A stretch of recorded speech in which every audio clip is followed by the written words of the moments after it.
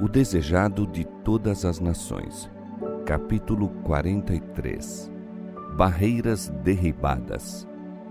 Este capítulo se baseia em Mateus capítulo 15, versos 21 a 28 e Marcos capítulo 7, versos 24 a 36. Depois do encontro com os fariseus, retirou-se Jesus de Cafarnaum e, atravessando a Galiléia, dirigiu-se para a região montanhosa das fronteiras da Fenícia. Olhando para o oeste, avistava, estendendo-se pelas planícies abaixo, as antigas cidades de Tiro e Sidom, com os templos pagãos, os magnificentes palácios e mercados e os portos cheios de embarcações. Além, achava-se a extensão azul do Mediterrâneo, por sobre o qual os mensageiros do Evangelho deveriam levar as boas novas aos centros do grande império do mundo. Mas ainda não era o tempo. A obra que se achava diante dele agora era preparar os discípulos para a missão que lhes seria confiada. Ao buscar essa região, esperava ele encontrar o retiro que não conseguira obter em Betsaida. Todavia, não era esse o único desígnio que tinha ao empreender essa viagem.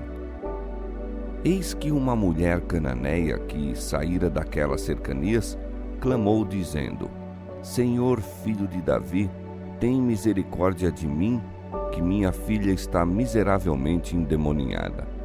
O povo dessa região pertencia à antiga raça cananeia. Eram idólatras e desprezados e odiados pelos judeus. A essa classe pertencia a mulher que foi ter então com Jesus. Era pagã, sendo portanto excluída das vantagens dia a dia gozadas pelos judeus. Residiam entre os fenícios muitos judeus e a notícia da obra de Cristo penetrara nessa região. Alguns dentre o povo lhe ouviram as palavras e testemunharam as maravilhosas obras que realizava. Essa mulher ouvira falar do profeta que dizia se curava toda espécie de doenças. Ao ser informada de seu poder, nasceu-lhe a esperança no coração.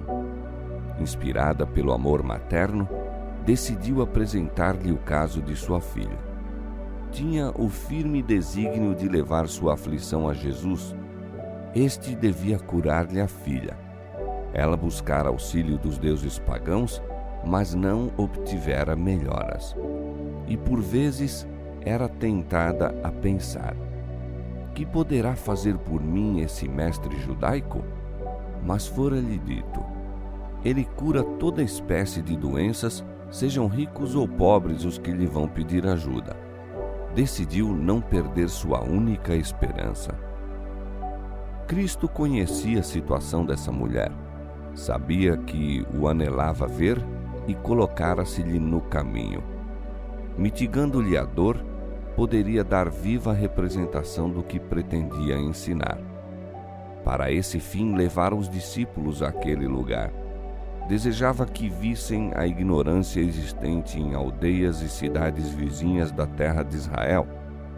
O povo a quem se dera todo o ensejo de compreender a verdade, desconhecia as necessidades dos que os rodeavam. Esforço algum se fazia para ajudar as almas em trevas. O muro de separação, criado pelo orgulho judaico, impedia os próprios discípulos de se compadecerem do mundo pagão. Cumpria, porém, derribar essas barreiras. Cristo não atendeu imediatamente à súplica da mulher. Recebeu essa representante de uma raça desprezada, como o teriam feito os próprios judeus. Assim procedendo, era seu intuito impressionar os discípulos quanto à maneira fria e insensível com que os judeus tratariam um caso assim, ilustrando-o com o acolhimento dispensado à mulher, e quanto ao modo compassivo por que desejava que tratassem com essas aflições, segundo o exemplificou na atenção que posteriormente lhe deu ao pedido.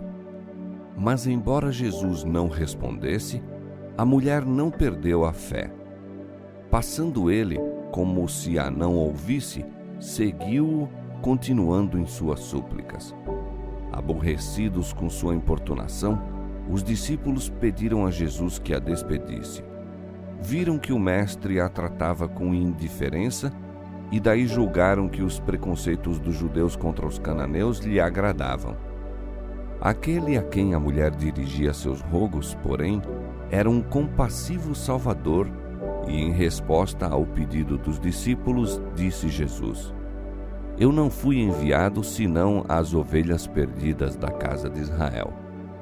Se bem que essa resposta parecesse em harmonia com o preconceito dos judeus, era uma tática reprovação aos discípulos, o que vieram a compreender posteriormente como a lembrar-lhes o que lhes dissera muitas vezes, que ele viera ao mundo para salvar a todos quantos o aceitassem. Com crescente ardor, insistia a mulher em sua necessidade, inclinando-se aos pés de Cristo e clamando: Senhor, socorre-me! Aparentemente, ainda lhe desprezando as súplicas, segundo o insensível preconceito judaico, respondeu Jesus: Não é bom pegar do pão dos filhos e deitá-lo aos cachorrinhos. Com isso, afirmava, por assim dizer, que não era justo desperdiçar com os estrangeiros inimigos de Israel as bênçãos trazidas ao favorecido povo de Deus. Essa resposta teria desanimado inteiramente qualquer suplicante menos fervoroso. Mas a mulher viu que chegara sua oportunidade. Sob a aparente recusa de Cristo, viu a compaixão que ele não podia dissimular. Sim, Senhor, respondeu ela, mas também os cachorrinhos comem das migalhas que caem da mesa dos seus senhores. Enquanto os filhos da casa comem à mesa paterna, os cães não são deixados sem alimento. Têm direito às migalhas que caem da mesa abundantemente provida. Assim, se bem que muitas fossem as bênçãos concedidas a Israel, não haveria também uma para ela? Era considerada como um cão. Não teria então também o direito de um cão a uma migalha de sua munificência? Jesus acabava de partir de seu campo de labor, porque os escribas e fariseus estavam procurando tirar-lhe a vida. Murmuravam e queixavam-se, manifestavam incredulidade e azedume e recusavam a salvação tão abundantemente a eles oferecida. Aqui encontra Cristo uma criatura de uma raça infeliz e desprezada, não favorecida com a luz da palavra de Deus. Todavia, submete-se imediatamente à divina influência de Cristo e tem fé implícita em seu poder de lhe garantir o favor que suplica. Pede as migalhas que caem da mesa do Senhor. Se lhe for dado o privilégio de um cão, está disposta a ser como tal considerada. Não a influencia nenhum preconceito ou orgulho nacional ou religioso e reconhece imediatamente Jesus como o Redentor e capaz de fazer tudo quanto lhe pede. O Salvador fica satisfeito. Provou-lhe a fé nele. Por seu trato com ela, mostrou que aquela que era tida como rejeitada de Israel não mais é estranha, mas uma filha na família de Deus. Como filha, tem o privilégio de partilhar das dádivas do Pai. Cristo assegura-lhe então o que pede e conclui a lição dada aos discípulos. Voltando-se para ela com um olhar de compaixão e amor, diz: Ó mulher, grande é a tua fé. Seja isso feito para contigo como tu desejas. E desde aquela hora a sua filha ficou sã. Não mais o demônio a perturbou. A mulher partiu reconhecendo o Salvador e contente com a certeza do deferimento de sua petição. Foi esse o único milagre que Jesus operou quando nessa viagem. Fora para a realização desse ato que ele se dirigira às fronteiras de Tiro e Sidom. Desejava dar alívio à aflita mulher, deixando ao mesmo tempo em sua obra um exemplo de misericórdia para com a filha de um povo desprezado, para benefício dos discípulos quando não mais estivesse com eles. Desejava levá-los a sair da exclusividade judaica, interessando-se em trabalhar por outros além de seu próprio povo. Jesus anelava desvendar os profundos mistérios da verdade ocultos por séculos, de que os gentios deviam ser coobreiros com os judeus e participantes da promessa em Cristo pelo Evangelho. Efésios capítulo 3, verso 6. Esta verdade, os discípulos foram tardios em aprender e o Divino Mestre deu-lhes lição após lição. Recompensando a fé do centurião em Cafarnaum e pregando o Evangelho aos habitantes de Sicar, já dera provas de que não participava da intolerância dos judeus. Mas os samaritanos tinham algum conhecimento de Deus e o centurião mostrara bondade para com Israel. Agora Jesus pôs os discípulos em contato com uma pagã que consideravam como qualquer outro membro de seu povo, sem nenhum direito a esperar o seu favor. Queria dar um exemplo de como uma pessoa nessas condições devia ser tratada. Os discípulos haviam pensado que ele distribuía muito liberalmente os dons de sua graça. Mostraria que seu amor não devia limitar-se a qualquer raça ou nação. Quando ele disse: "Eu não fui enviado senão às ovelhas perdidas da casa de Israel", declarou a verdade e, ajudando a cananeia, estava cumprindo sua missão. Esta mulher era uma das ovelhas perdidas que Israel devia ter salvo. Era a obra que lhes fora indicada e por eles negligenciada, que Cristo estava cumprindo. Este ato abriu o espírito dos discípulos mais amplamente para o labor que se achava diante deles entre os gentios. Viram um vasto campo de utilidade fora da Judéia. Viram almas suportando dores ignoradas pelos mais altamente favorecidos. Entre os que tinham sido ensinados a desprezar, achavam-se almas ansiosas do auxílio do poderoso médico, famintos da luz da verdade, tão abundantemente dada aos judeus. Mais tarde, quando os judeus mais persistentemente se desviaram dos discípulos por declararem que Jesus é o Salvador do mundo, e quando a parede divisória entre judeus e gentios foi derribada pela morte de Cristo, esta lição e outras semelhantes que indicavam não ser o trabalho evangélico restringido por costumes ou nacionalidades, tiveram sobre os representantes de Cristo poderosa influência em lhes dirigir os labores.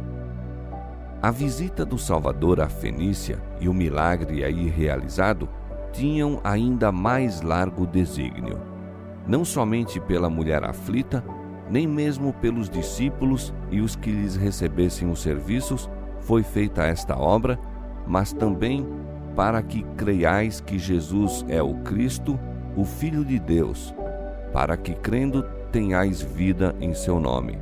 João 20, 31.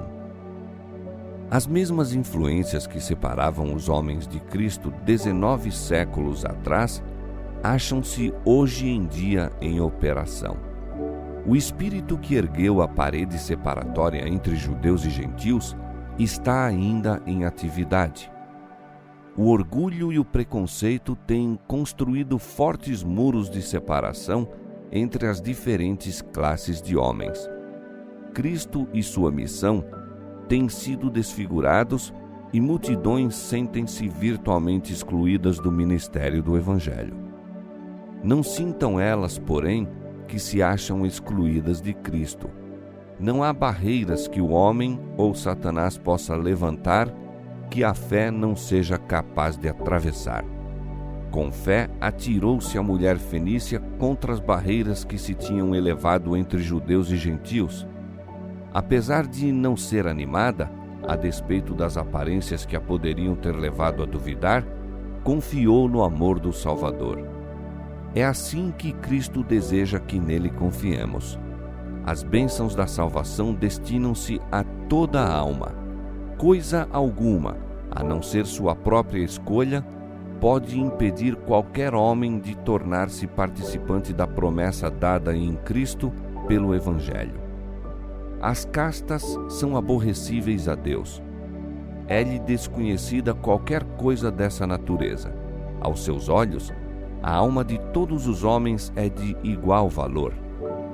De um só fez toda a geração dos homens, para habitar sobre toda a face da terra, determinando os tempos já dantes ordenados e os limites de sua habitação, para que buscassem ao Senhor, se porventura, tateando, o pudessem achar, ainda que não está longe de cada um de nós. Sem distinção de idade ou categoria, de nacionalidade ou de privilégio religioso, são todos convidados a ir a Ele e viver.